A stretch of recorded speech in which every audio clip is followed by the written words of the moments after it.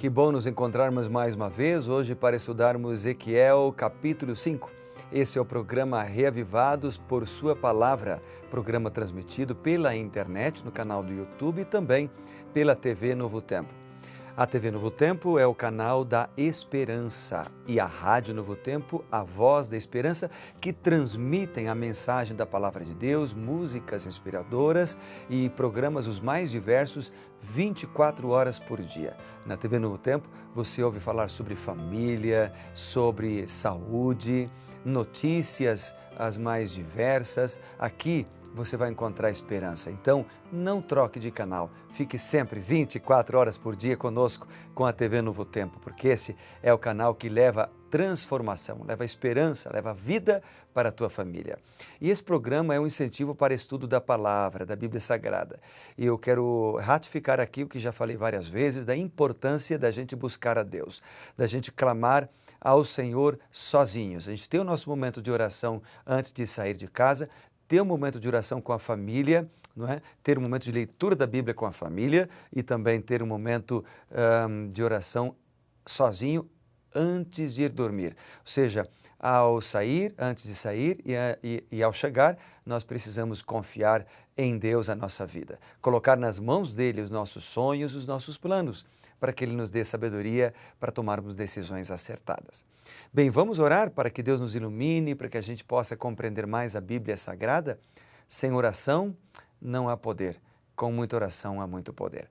Oremos, querido Pai, ao estudarmos agora mais um capítulo da Tua Palavra, nós estamos alegres e dispostos a ouvir a Tua voz. Para isto, fala o nosso coração e nos dirija em nome de Jesus. Amém. Vamos a Ezequiel capítulo 5, nessa jornada então de estudo do livro de Ezequiel, quinto dia, estudando sobre este profeta. Bem, o capítulo 5, ele trata de alguns temas como, por exemplo, Deus, através de Ezequiel, usa o símbolo do cabelo. Então, por meio do símbolo do cabelo, é mostrado a Jerusalém o juízo que, por causa da sua rebelião, viria pela fome, pela espada e pela dispersão. O capítulo começa com a continuação do texto de ontem, o capítulo 4. Então, por exemplo, se você olhar na sua Bíblia, o contexto do capítulo 5 até o versículo 4, ele começa no capítulo 4 de ontem, no verso 1.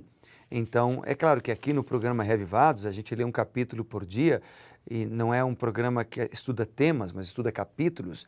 Então, nós acabamos parando ontem no capítulo 4 e o verso 17, mas o contexto continua até o capítulo 5, verso 4. Então, aqui nós temos no verso 1, Ezequiel, ele é instruído a realizar um ato proibido. Por que um ato proibido? Veja, vamos ler juntos. Ezequiel capítulo 5, verso 1. Tu, ó filho do homem, toma uma espada afiada, como navalha de barbeiro a tomarás, e farás passar pela tua cabeça e pela tua barba a navalha. Tomarás uma balança de peso e repartirás os cabelos. Então aqui você tem o profeta utilizando uma navalha e depois ele usa uma balança. Aí diz no verso 2, uma terça parte queimarás no meio da cidade, quando se cumprirem os dias do cerco. Tomarás outra terça parte e ferirás com uma espada ao redor da cidade, e a outra terça espalharás ao vento. Desembainharei a espada atrás deles. Então, aqui nós temos uma ilustração interessante, porque o fato de cortar o cabelo com uma navalha era proibido para um sacerdote na época de Ezequiel. Mas aqui era uma espécie de uma ilustração, uma parábola, uma representação simbólica, né? Era ilícito rapar a barba para o sacerdote, mas só que dessa vez Ezequiel não faz protesto, ele não contesta a Deus, porque quem estava mandando a ele fazer isso era Deus. E isso é interessante porque mesmo Ezequiel sendo profeta e sabendo que não poderia ser feito isso, ele obedece à ordem do Senhor porque ele conhecia a voz de Deus. Como Abraão, quando Deus chegou para Abraão e disse, pega teu filho, o teu único filho, leva no Monte Moriá, oferece-lhe lá, mata teu filho. Então, Abraão sabia que Deus não desejava fazer isso, achou estranha a ordem, não entendeu porque Deus estava fazendo isso, mas como Abraão conhecia a voz do Senhor, ele foi. E quando chegou lá, a história mostra que ele acabou não matando o seu filho, Deus não permitiu que fizesse isso, Deus apenas estava usando ele para trazer lições espirituais para nós, para ilustrar o plano da salvação e também para testar e fortalecer a fé de Abraão. Mas Abraão obedeceu porque conhecia a voz de Deus. Lá no Novo Testamento, quando a gente vai para lá, a gente encontra com o apóstolo Paulo, por exemplo, a mesma situação. Por exemplo, lá em Atos, no capítulo 16, nós temos uma ordem de Deus para o apóstolo Paulo e também para Silas. Eles eram uma dupla missionária, né? E aqui em Atos, no capítulo 16, o apóstolo Paulo tinha feito todos os planos para pregar o evangelho. Diz a Bíblia o seguinte, que eles, no verso 6, Atos 16, 6, que eles tinham feito os planos para pregar na Ásia. Mas, diz a Bíblia aqui, que eles foram impedidos de pregar pelo Espírito Santo. Então, eles acabaram refazendo os planos e tentaram ir pregar o Evangelho na Bitínia, mas o Espírito Santo novamente os impediu. O apóstolo Paulo aceitou não ir pregar nem na Ásia nem na Bitínia, porque ele conhecia a voz do Espírito Santo. Então, ele foi orar e Deus a ele revelou o que deveria fazer, ele deveria, na verdade, ir para outro lugar. Paulo conhecia a voz do Espírito, por isso obedeceu uma ordem estranha. Abraão conhecia a voz de Deus, do Espírito também, por isso obedeceu uma ordem estranha. E Ezequiel, aqui no capítulo que estamos lendo hoje, ele conhecia a voz de Deus, por isso obedeceu uma ordem estranha. Então, ele acatou essa ordem de Deus de cortar os seus cabelos. Depois aqui é mencionada uma balança. A balança aqui revela que todos serão pesados e receberão a recompensa da maneira tão cuidadosa que quando o julgamento de Deus for revelado no fim dos séculos, nenhuma voz de discordância se ouvirá em toda a vasta criação. Então a navalha indicava que o juízo viria na Bíblia de Andrews, ela diz o seguinte, que essa navalha simbolizava a espada que recairia sobre Jerusalém. Então o juízo viria de maneira certa, independentemente da pessoa. E a balança indicava que todos seriam pesados diante de Deus, do menor ao maior, todos seriam levados a confessar, justos e verdadeiros são teus caminhos, ó Rei dos reis, ó Rei das nações, conforme diz Apocalipse 15. No verso 5, diz que Deus colocou Jerusalém no meio das nações. Veja o que diz o verso 5.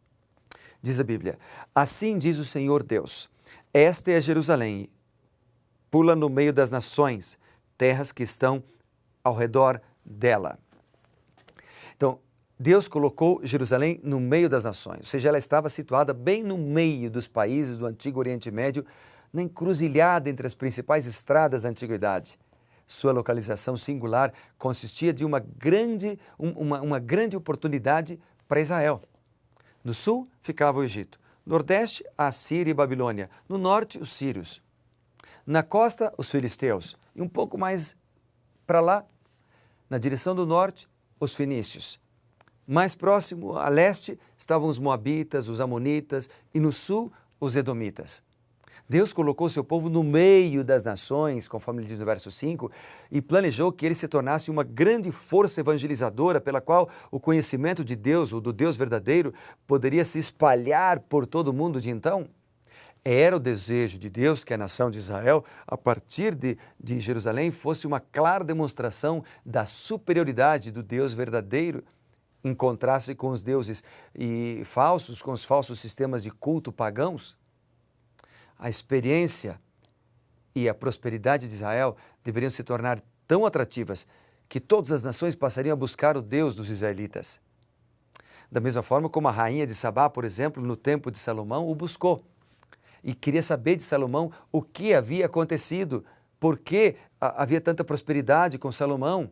Essa experiência que aconteceu com Salomão deveria se espalhar, se replicar, se o povo de Deus tivesse permanecido fiel. Deus os abençoaria, eles viveriam muitos anos, teriam uma longevidade muito grande, dificilmente ficariam doentes.